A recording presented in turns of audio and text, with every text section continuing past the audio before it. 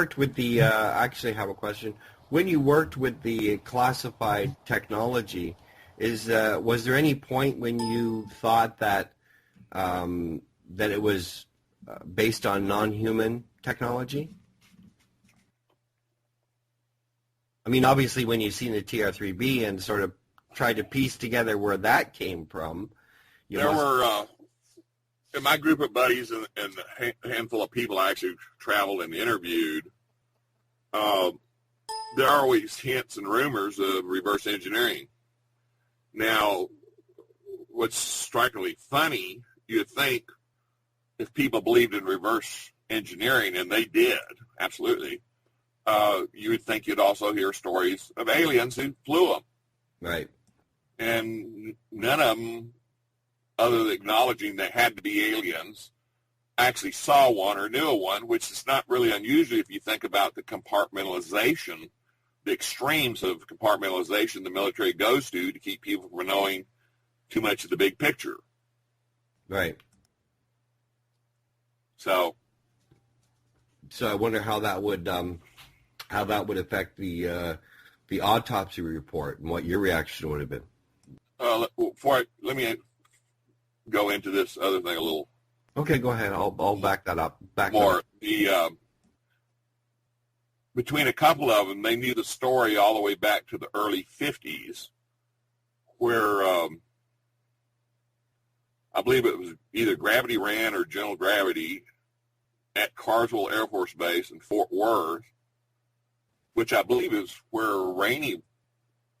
General Rainey was stationed. Okay. Of the Roswell incident. So there was one of the oldest guys in the group was pushing 70 by that time. That was back in the mid-90s.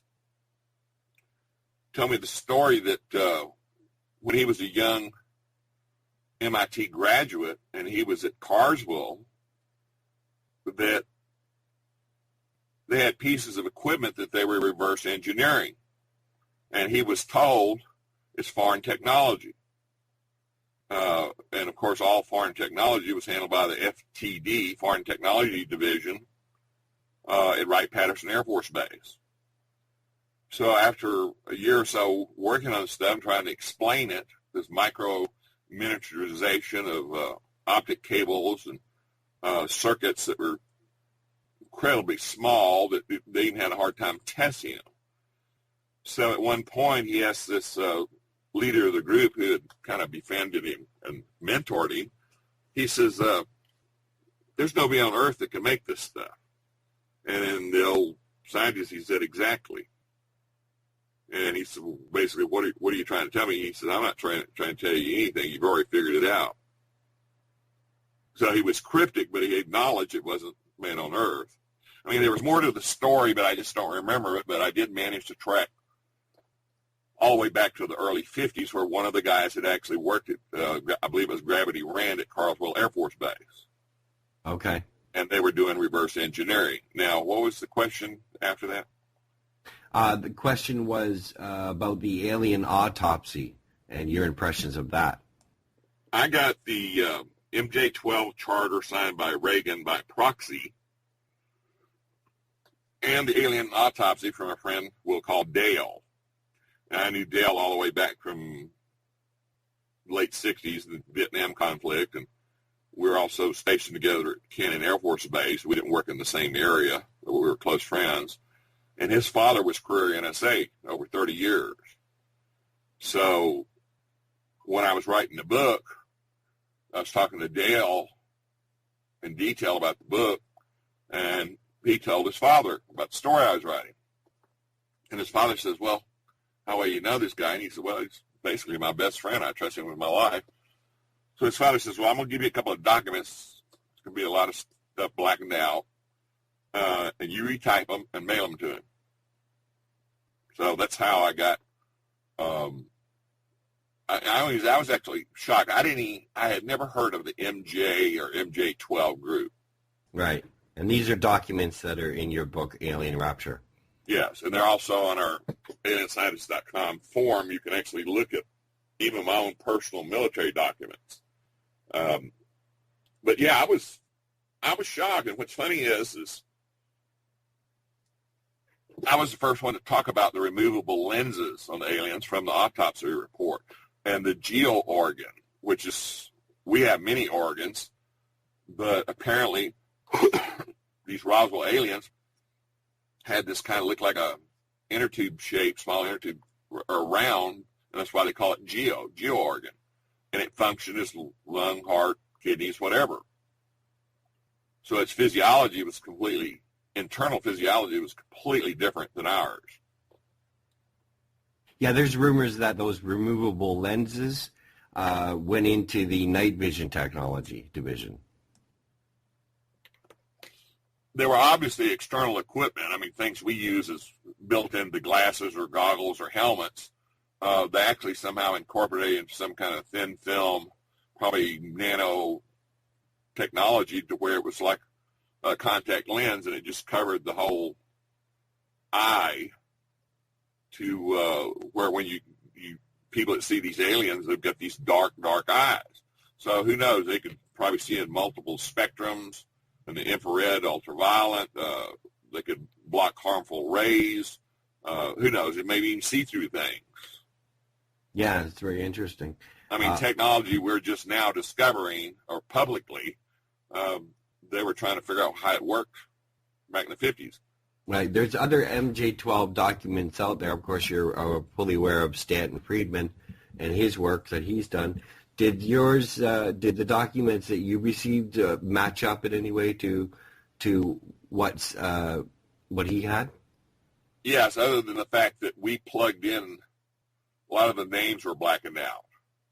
And Brad Steiger my co-author, had actually been with Jamie Shandera and Stanton Friedman and one other guy who revealed the original MJ12 documents. I think they were sent to, was it Cooper? But anyway, Brad knew all about the MJ12 documents.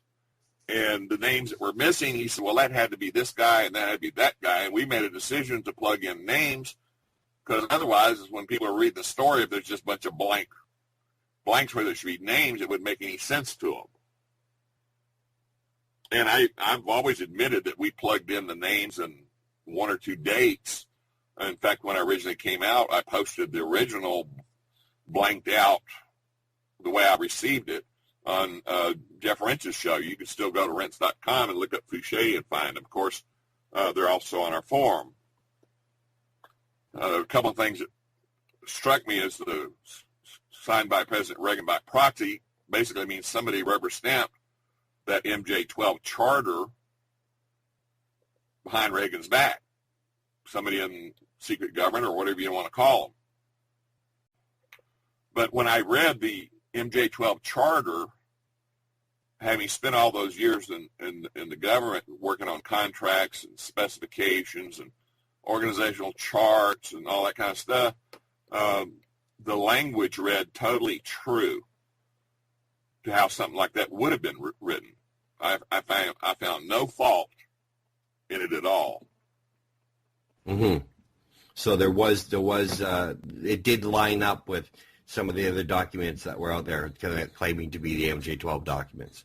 Absolutely, but the problem was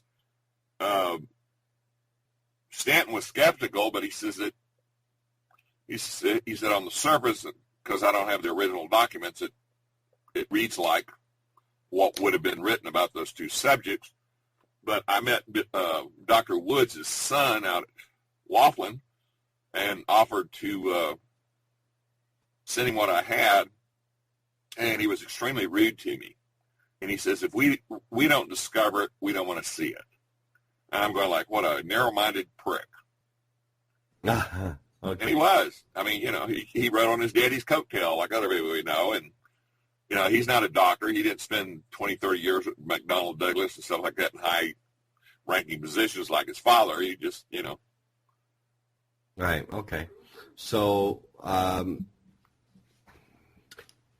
actually, I want to get Charles to ask, do you have a question about the FAR residents, Charles? Do you want to ask a series of questions, actually? Do you want to ask those?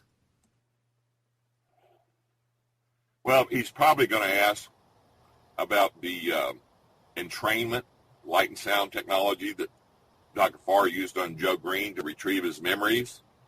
Now, the CIA has experimented with strobe lights at different brainwave frequencies since the 30s, 40s, and then the CIA, one of the things that a lot of people don't know is when they have these remote viewers, a lot of time to get them in the right mental brain state, they would use these goggles with the flashing LEDs to change their brain waves quicker. For example, if you have a light and sound machine, I have a Procyon from MindPlace, what I'm using now, you can actually go into deep theta like a Buddhist monk in 20 minutes, whereas these Buddhist monks spend decades learning how to do it on their own. Right. And you can change your brainwave state to learn, to be energized, to focus, to retrieve memories. I mean, there's endless amount of things you do. And so CIA had a huge hand in it, and the guy Monroe, Robert Monroe, who started Monroe Institute with all his binaural brainwave audio, learned all his techniques from the CIA. Just like when I came out with my software NeuroSync, which is a behavioral modification software, it also used brainwave audio and video to entrain a person. Now, entrainment is simply the ability of the brain to synchronize with external stimulus, such as certain frequencies of pulsed light or pulsed audio. Okay. Charles? Any of the memories that you helped, that you recovered with the help of this technology, are there any that you regret uncovering? Well, at one point, all of them. But the thing is I started using it entrainment. My first circuit board, I think, fit in either a 386 or 486 tower computer, and it cost over $1,000. And it had a pair of ski goggles with the LEDs in the lens, and the lens was opaque. And I would even, once I got a portable one a couple of years later, which is also very expensive, I used to wear them to bed. And I'd put them right above delta, which is sleep, and deep theta, and leave them on for hours. And up to that point, I used to have horrible nightmares for years. Many, many years, all through my 20s, 30s, even as a teenager. So I started dreaming dreams that I could actually remember, and fragments started coming out to where when I woke up, not only did I remember my dream, but I actually remembered when these things happened and how they happened. Now, not everything I wanted to learn came out, but sometimes your mind blocks things that might be harmful to you. Right, go ahead, Charles. So the technology that the character Farr showed you, that was pretty advanced for its time. Would that be correct? Oh, absolutely. He had all kinds of different strobe devices he had built, and had monitors that could monitor your blood pressure and your pulse while you were under. And it's not hypnosis. It's actually just reinforcing certain brainwave frequencies. And but yeah, he was the gadget guy. He was a physicist out there at Southwest Research, where he died. It's just amazing to me.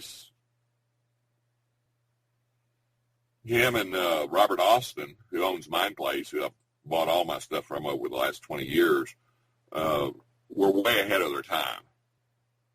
What's the most incredible memory that you recovered using this technology? I don't know if it's incredible, but the most traumatic was all the physical and mental abuse I went through as a child, which I'd blocked it all, and that's not something I really wanted to remember. I mean, my biological father was an absolute monster. I mean, he was a very brilliant, successful industrialist, but he was pretty much a raving lunatic drunk from the time he got off work until the time he fell in bed. And, I mean, when I say beatings, I'm talking about things like remembering my father slamming my mother's head down the toilet and fracturing her skull, putting her in a coma. So I'm not talking about slapping or kicking. I'm talking about violent abuse. Right. And I was 2 years younger than my brother, but my brother was a lot more traumatized than I was, and he'd pretty much broken his spirit. So when my father, even when I was like 6, 7, 8 years old, would start beating on my mother or my brother, I would literally throw myself in between them. And no matter what happened, I would take the blame. I got to the point where the beatings were far less severe than the mental abuse. So anyway, yeah, there were memories I really didn't need to clutter up my mind. Right. But on the positive end of things, were there positive memories that come out that were like blocked? I remember you told me a story about when you were a child about sleepwalking. Yeah, I didn't know that. I mean, I didn't remember that. And also brings up the story about when we used to have a little nightlight kind of lamp. I mean, like a little 5-watt bulb or something in our bedroom because we were terrified of the dark. But one night I woke up and there was this big bear standing about 10 feet from my bed. And I was so scared, you might be able to imagine this, I'm sure you've seen it in movies, you're so scared that nothing will come out of your mouth. Right, you think you're screaming, but nothing's coming out. No, I was trying to scream. I remember that. With all my might. And I mean, it would just go like, I mean, just nothing. So finally, after some point, I actually started screaming. And at my mother that there was a bear in the room. And she basically said, I'm going to beat your ass if you don't shut up and go to sleep. So I wouldn't stop screaming. And my brother was hiding under his pillow in the covers, in a twin bed next to me. And finally, she says, all right, I'm coming in there. If there's not a bear in there, you're getting a whipping. So I heard her coming down the hall, and that bear changed into a little person for about not even a full second, and then just disappeared in thin air. So when you say little person, do you mean a short human? It didn't look human. It happened so fast that for a long time I thought it was like a child. Okay. But it was about, I don't know, 4 feet tall. Had a big head, no surprise. Okay. And very skinny arms and legs. And as a child, not even ever seen TV or a movie back then. There were no TVs. That was my interpretation, that it was a child. So when I first started remembering this, I realized it wasn't a child. It was some kind of being. Right. So this was part of the childhood memories that you were uncovering and that were floating back up to the surface of the past. Yes. Okay. Going back to the FAR residence and the high technology he had available, he had a concept about ancient civilization interacting with the gods, and did he really believe that this was true? Like, did the person Parr believe what Farr's concepts were in the book about alien civilizations interacting with humans? Yes, and the whole bit. Yes, the real Dr. Farr with an F believed all that and told me all this stuff, pulled out all these books, and I don't think there was hardly any subject the guy wasn't well read on. I mean, he was definitely a Renaissance man. I had never read any of those Chariots of the Gods or Sitchin books or any of those other type books on the subject. Mm-hmm. But he was absolutely convinced that modern humans did not come from apes, and that there was a long period of tens, maybe 100,000 years to where apes or other beings or species, the DNA was meddled with. And he explained our junk DNA as parts of the experiments that didn't work, and the junk DNA was no longer used. Okay, so he as a real person actually talked to you about the things that the character in the book were saying. And what was your reaction at the time? He's telling you all of this stuff, showing you books and saying, "Look here." And I mean, were you having difficulty, sort of? Oh, it's funny, as I was raised as a Christian, and even in high school, I went to the Nazarene church there in Longview, and even got married in that church. And after a couple of years in the service, I just kind of got away from the church because I started having all kinds of questions. So the ironic thing was all these doubts and questions I had about my own faith and religion and the Bible. When he talked, I mean, it answered all of my questions. In other words, it gave me an alternative viewpoint that was logical. All right, so you weren't sort of thinking in the back of your head, "Woohoo, this guy's nuts, gotta go, No. Where's the back door? How do I get out of here?"